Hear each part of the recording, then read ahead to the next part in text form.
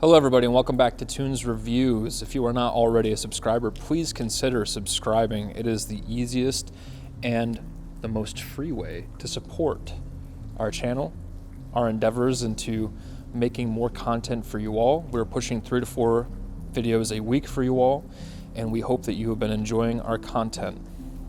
Also, click that notification bell so that you can keep up to date with all of the content that we have been pushing. Today, I want to take a look at one of my most favorite niche houses, D.S And Durga.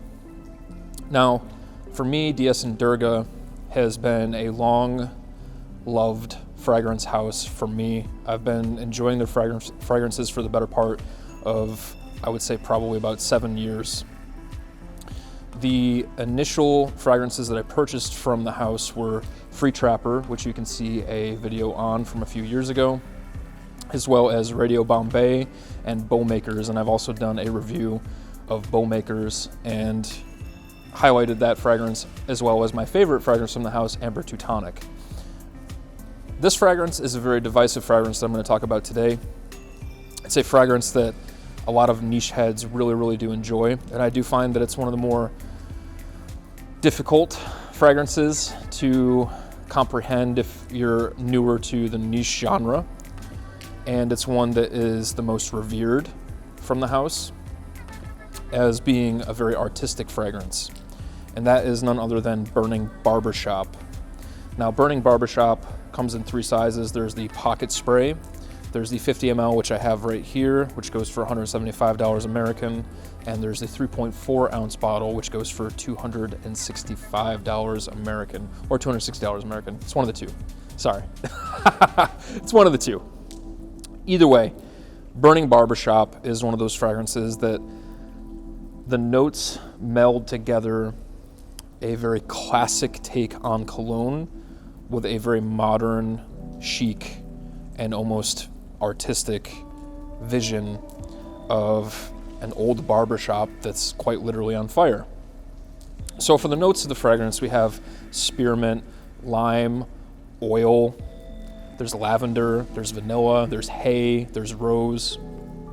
And what the fragrance essentially gives off as a smell is if you had taken all those tools in a barbershop, all those oils that they use for your hair, for your beard maybe, and all of the shaving creams, like they have like a lavender or sandalwood shaving creams that they use with a little brush that they mix up in the little mixer that they use by hand, and you lit it all on fire.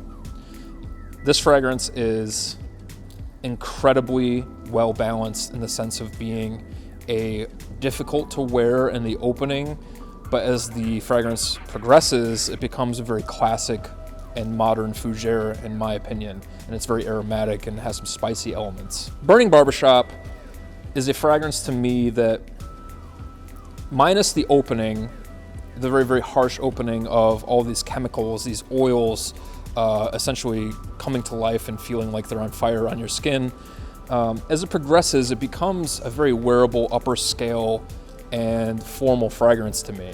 This is definitely a fragrance that I could see people utilizing and wearing for when they wear something like a tuxedo or a suit, or even a sports jacket to an upper scale party, or like a smoking jacket that's all velvet. I picture someone that's very well groomed, a well-groomed beard, a well-groomed comb over, and you're wearing maybe leather loafers with black pants and a velvet green jacket.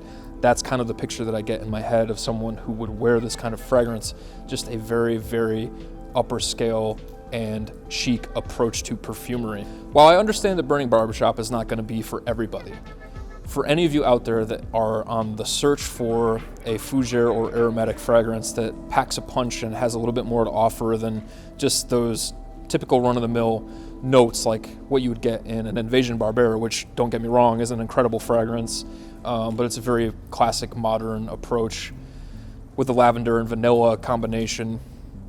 This takes that DNA and, like I said, it just amps it up with the artistic vision of it being a story that's unfolding on your skin when you're wearing it.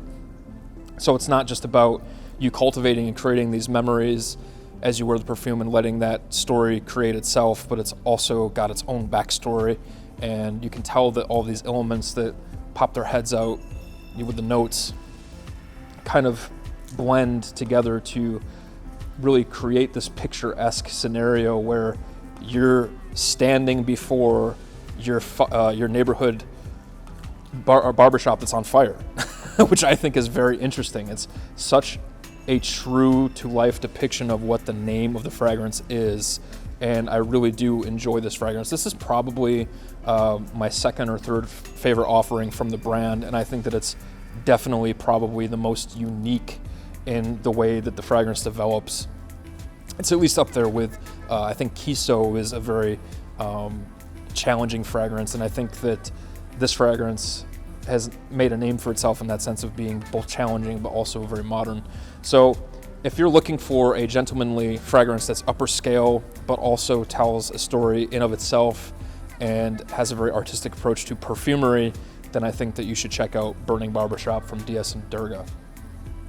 I hope you all enjoyed. I hope you're all doing well and you're happy and healthy out there.